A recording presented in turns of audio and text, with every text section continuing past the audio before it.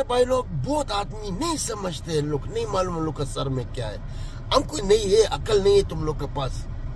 हम कैसे आप अगर इंग्लिश पढ़े हो तो ये चीज़ देखता चलो, क्योंकि जो न्यूज़ है बहुत बड़ी खबर सामने आ रही है। और इस खबर में जो बताया जा रहा है, सारे लोगों को ये खबर सुननी चाहिए, नहीं तो बहुत बुरी तरह फंसोगे, आपको खून का आंसू रोना पड़ेगा। तो इस अपडेट को, इस खबर को ध्यान से सुने। दूसरा जो अपडेट है, वर्क वीज़ा से रिलेटेड अपडेट है, उसके ऊपर भी आपसे बात करने वाला हूँ। 2-3 मिनट का वीडियो है, लास्ट तक ज़रूर देखना ताकि आपको पूरी जानकारी मिले। तो चलिए स्टार्ट करता हूँ, बताता हूँ अपडेट के बारे में। तो पहला जो अपडेट है, वर्क वीज़ा से रिलेटेड अपडेट है, वो भी ज़रूर देखें। दूसरा जो बहुत बड़ी वार्निंग दिया गया है, जैसा मैं बताया, आपको खून का आंसू रोना पड़ेगा अगर आपने ये गलती कर दिया तो। लेकिन पहले जो वर्क वीज़ा से रिलेटेड अपडेट है वो भी आपको जानना ज़रूरी है, क्योंकि बहुत सारे ऐसे लोग हैं जो यहाँ पे नए आते हैं, उनको जानकारी नहीं होती है और वो फंस जाते हैं।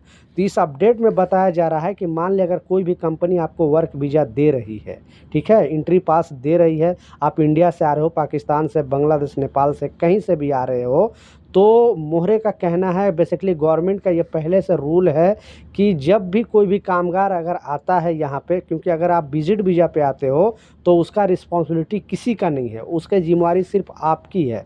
लेकिन अगर आप वर्क वीज़ा पे आते हो तो सारा रिस्पॉन्सिबिलिटी जो स्पॉन्सर है, जो आपको वर्क वीज़ा दिया है, जिस कंपनी में आ रहे हो, सारा जिम्मेवारी उसकी है। तो इसमें बताया जा रहा है कि अगर आप फर्स्ट टाइम आ रहे हो तो लोगों को पता नहीं, एयरपोर्ट से आप बाहर निकलते हो, देखते हो मैं कहाँ जाऊँ, तो ऐसे बहुत सारे कंपनी हैं जो क्या करते हैं कि उनको रिसीव करने भी नहीं आते हैं, यानी लेने के लिए भी नहीं आते हैं।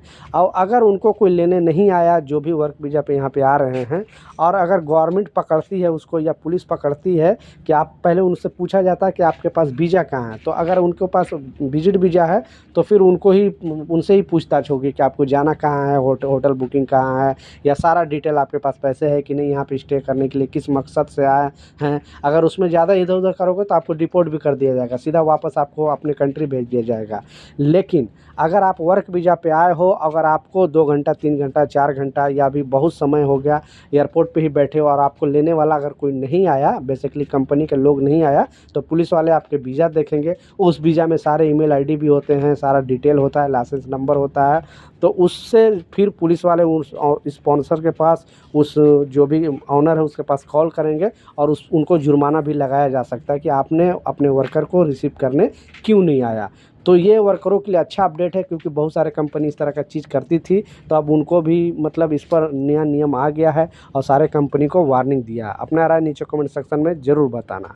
दूसरा जो इम्पोर्टेंट अपडेट है, आपने बिल्कुल सच पढ़ा, क्योंकि स्क्रीनशॉट पर आपको जैसा मैं लगा कर दिखाया था, ऐसे बहुत सारे लोगों के साथ यूएई के अंदर, क्योंकि आप लोग सोचता होगा इंडिया, पाकिस्तान, बांग्लादेश, नेपाल में इस तरह का स्कैम होता है, लेकिन अब यूएई के अंदर बहुत बड़ा स्कैम चल रहा है। और इसके स्कैम के तहत बताया जा रहा है कि आपको कोई बैंक वाले बनकर फ़ोन करेंगे और बोलेंगे कि आपका व्हाट्सएप में एक शेयरिंग सिस्टम होता है, यानी स्क्रीन शेयरिंग सिस्टम, वो बोलेंगे ओपन करने के लिए।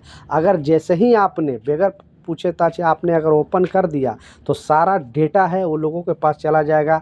आपका कोई भी डॉक्यूमेंट का डेटा हो गया, आपका बैंक का कोई भी डिटेल हो गया, ओटीपी अगर उनको चाहिए, वो भी सारा डिटेल उनके पास आ जाएगा।